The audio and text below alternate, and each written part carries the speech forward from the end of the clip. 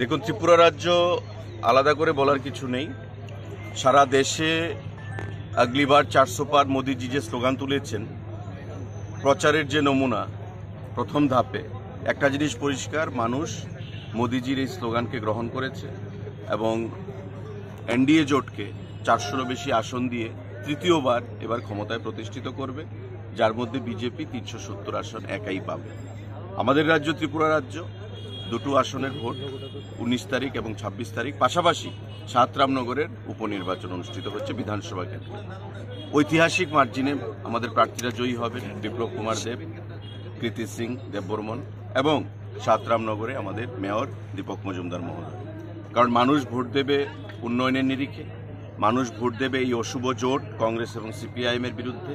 কারণ যারা বিগত দিনে ত্রিপুরা রাজ্যে হাজার হাজার মানুষকে খুন করেছে, কমিউনিস্ট পার্টি তাদের শাসনকালে বঞ্চনা করেছে, মানুষকে বিভ্রান্ত করেছে, শত্রুতার রাজনীতি সংগঠিত করেছে, আজকে তাদের সঙ্গে কংগ্রেস দল জোট করেছে এবং সে সমস্ত শহীদদের রক্ত তারা ভুলে গেছে।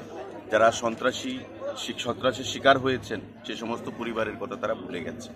তো স্বাভাবিকভাবেই মানুষ এই জোটকে 23-এর নির্বাচনেও মেনে নেয়নি। বিধানসভা নির্বাচনে অশুভ জোট হয়েছিল, আমরা আওয়াজ তুলেছিলাম, প্রতিবাদ করেছিলাম এবং মানুষ আমাদের প্রতিবাদে সামিল হয়েছেন এবং 23 সালেও আমাদের বিধানসভা নির্বাচনে দ্বিতীয়বার বিজেপিকে প্রতিষ্ঠিত করেছে।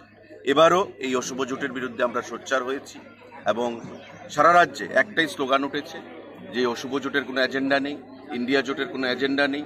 তাদের যেটা বলা হয় যে একটা aimless ship without a rudder, destination নেই, গন্তব্যস্থল নেই এই জোটের। একটাই লক্ষ্য, মোদিজিকে হারাতে হবে। তো এটা কোনো জোটের এজেন্ডা হতে পারে না। সুতরাং এবারকার নির্বাচনে বিগত দিনের সমস্ত রেকর্ডকে ম্লান করে দিয়ে নতুন রেকর্ড তৈরি হবে, ইতিহাস তৈরি হবে পশ্চিম এবং পূর্ব আসনে।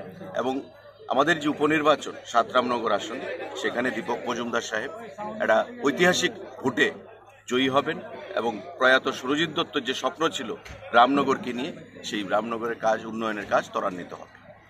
ধন্যবাদ।